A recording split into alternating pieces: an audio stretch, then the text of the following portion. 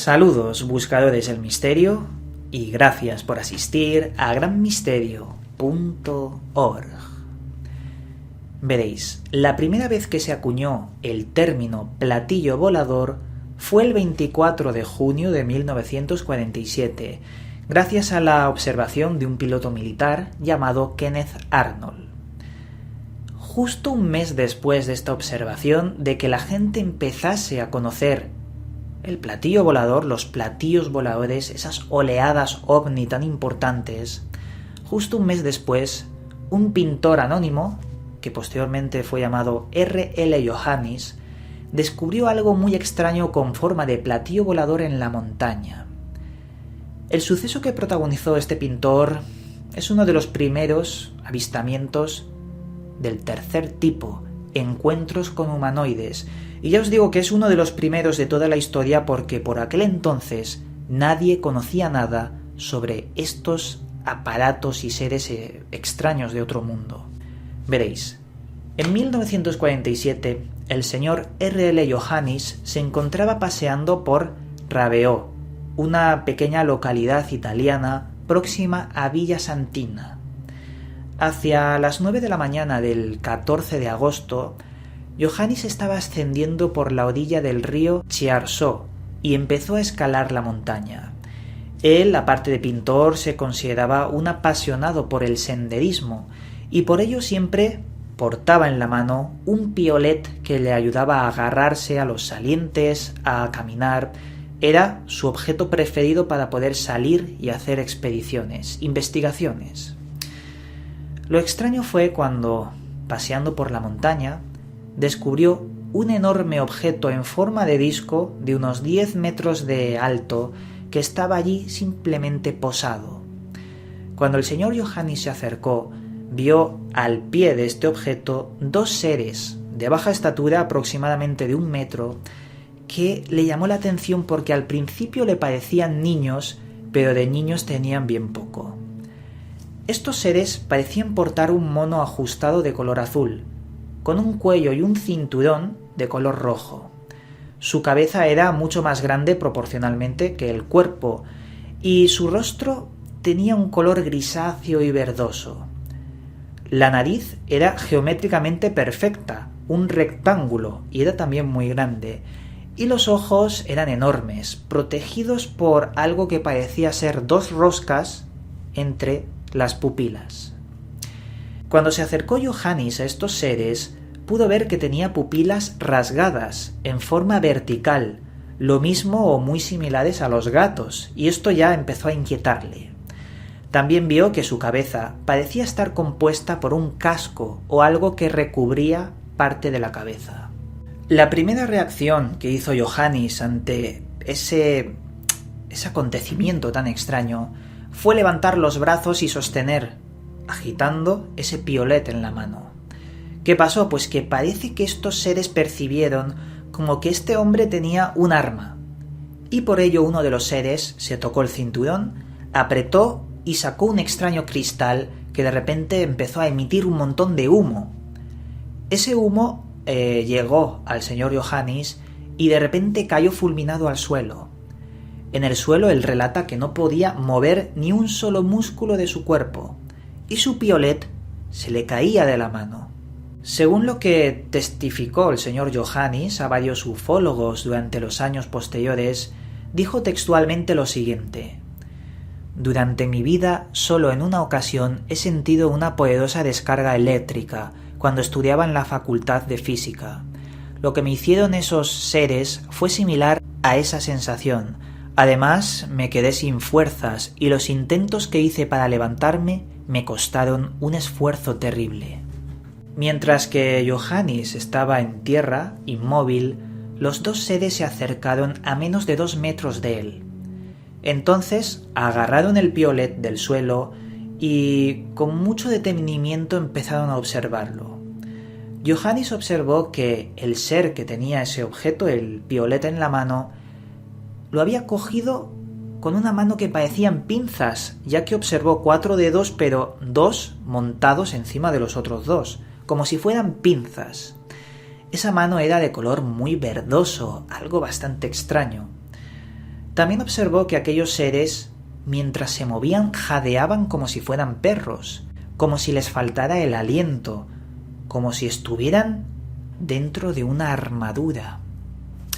Lo que hicieron después estos seres fue, con el piolet en mano, meterse en ese platillo volador que estaba allí aparcado y salir a toda velocidad, con una aceleración imposible, de ese lugar y perderse en el firmamento.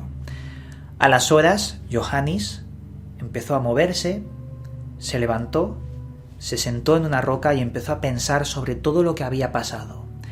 Muy asustado y casi en shock, fue al pueblo y empezó a contar lo que había vivido, lo que había sufrido, mejor dicho. Con el tiempo, el señor Ioannis contó su historia y también como pintor pudo ilustrar con todo lujo de detalles las características y la forma de estos seres. Según su relato, parece que estos seres iban dentro de una armadura. Esto explicaría el movimiento jadeante, las pinzas, el casco o incluso esos ojos que parecían gafas.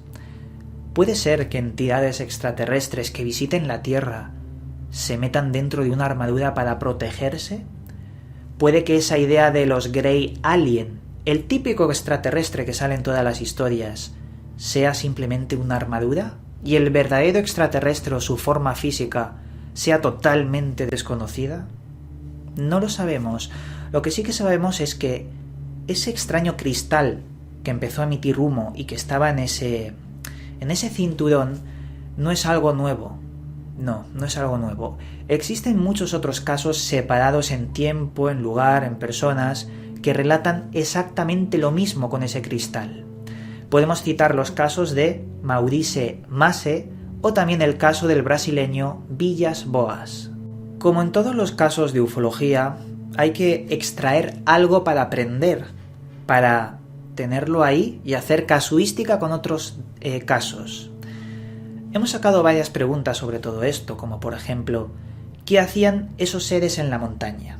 ¿Qué interés tenían de estar ahí aparcados y, no sé, estar simplemente en el camino? Otra pregunta, ¿por qué poseían una armadura?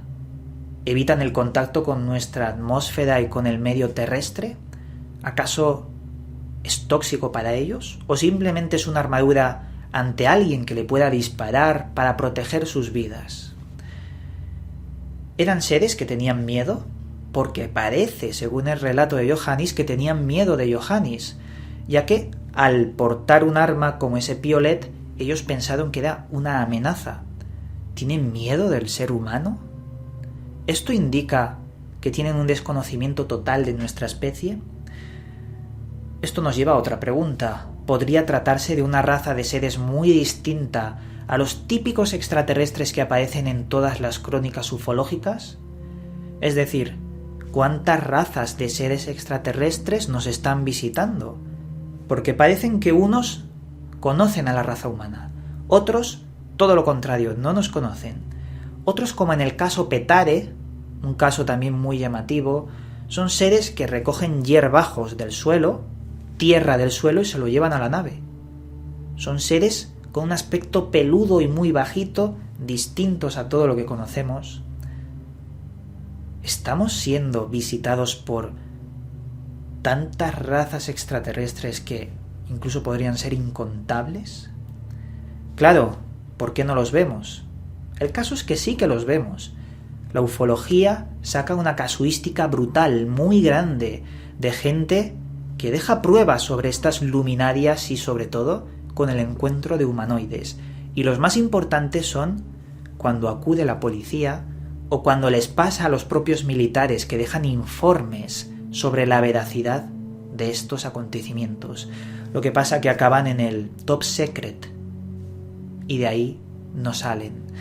Pero bueno, dejamos todo este caso, todas estas preguntas para que vosotros reflexionéis, sigáis investigando y sobre todo que no olvidemos la temática ufológica, porque está ahí y siguen pasando estas cosas.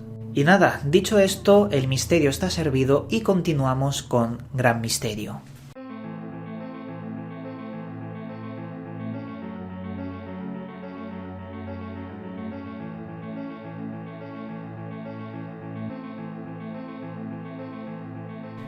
Esta vez en la sección Libros recomendados os traigo el siguiente libro, El incidente, escrito por Charles Berlitz y William L. Moore. Ufólogos que lo que intentan esclarecer en este curioso libro es sobre la visita y caída de otro aparato volador que se asemeja a las características del incidente Roswell, pero sería el otro objeto que cayó en Nuevo México. Un objeto que también ha dado mucho que hablar y que está muy bien documentado sobre el otro incidente Roswell. Libro importante sobre los clásicos de la ufología. Algún día hablaremos de él. Y nada, ahora sí, con todo esto dicho, desde aquí os mandamos un cálido abrazo y nos volveremos a ver en otro vídeo.